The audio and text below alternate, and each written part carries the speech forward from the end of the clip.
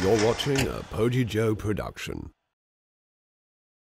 Earlier this year, I interviewed an artist named Greg Cross, who had met Malcolm X when Greg was just a kid growing up in Cleveland. Well, as I interviewed him, I found out that Greg had crossed paths with another important part of history.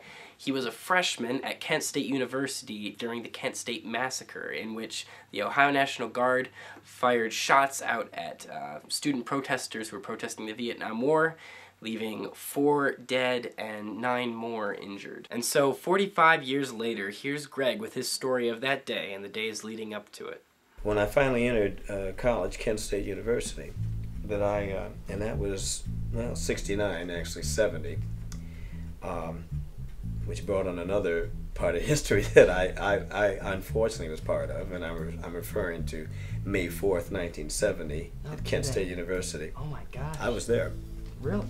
I didn't know about that. So I saw that. So I saw that. What was that like? Well, I was a freshman at Kent, and with an afro out to here. Not that that's of any consequence. And everyone talks about May 4th, but you guys should have seen May 1st, 2nd, and 3rd. That's when the demilitarized zone started. No, that's when, before it started, I should say, the ROTC building was burned to the ground. It was, in fact, they looked just like barracks, right out of Stalag 17. Students who were gathered in groups in front of the administration building. 1, 2, 3, 4. We don't want no war, and they were referring to the war, the Vietnam War, and the move into Cambodia, which then President Richard Nixon had ordered troops into Cambodia, and that was, in a sense, the last straw for basically young people, all in our country, who just was opposed to many of the decisions that administration at that time chose to a path they decided to take. They were painting on the sides of the buildings in protest. They were burning of President Nixon dummies. I mean, all the things that you could imagine was happening. There was sit-ins or lay-ins in the street downtown Kent, until finally Governor Rhodes brought in the troops around, I believe, around the 2nd or 3rd of that time period. That is May 2nd, I believe it was May 2nd, I think. Imagine helicopters on this campus flying very low with the speaker. Everybody has to be in their dorm. It is curfew. Get in your dorms or you will be arrested. And they're throwing things at the helicopter. I mean, out the dorm. Imagine they're throwing books at it, throwing balled up pieces of paper, everything, things flying. I mean, obviously it has no effect, but this sort of thing. And then the morning of May 4th, it was very quiet. Very. I remember being a warm morning in May. The students could be seen flying kites. You would think that it was very peaceful. Nothing. After the aftermath of the fire, ROTC building, and all the other crap that was going on, things seemed calm, in spite of the fact that the National Guard they dug in this time on the campus.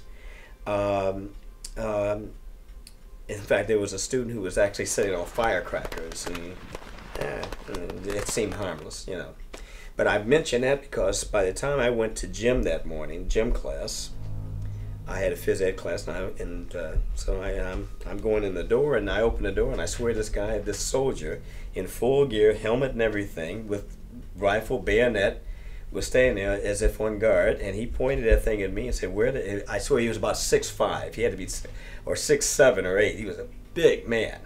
He said, "Where the hell do you think you're going?" And I could see beyond him that this National Guard had taken up they used the gym as their sleeping quarters or something.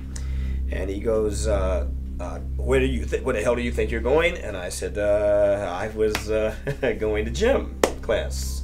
I am a student here. The last time I checked, not you.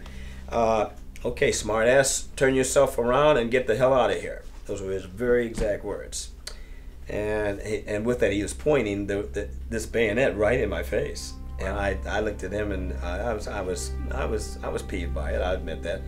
And I gave him a sarcastic salute, and I said, "Yes, sir. I never argue with a guy with a bayonet in my face." Well, I'll try another class. I mean, if they're occupying that class, the hell with it. So I went to another second class later that morning, and that was political science class, which was a kind of lecture hall.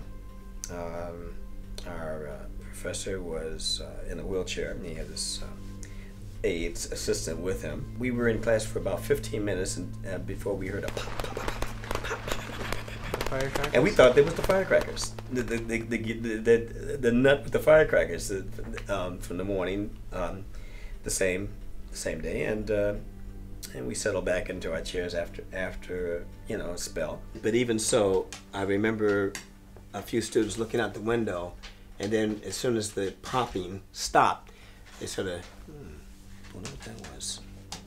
Well, I guess it was that guy. They sort of settled back into the class. Anyway, so once we settled back into our chairs, 10 minutes had gone by, 12 minutes had gone by, and then we could hear two voices and running down the hall. And apparently these two students were sticking their head in any door that was open. "Hey, everybody!" And finally they come to our lecture hall.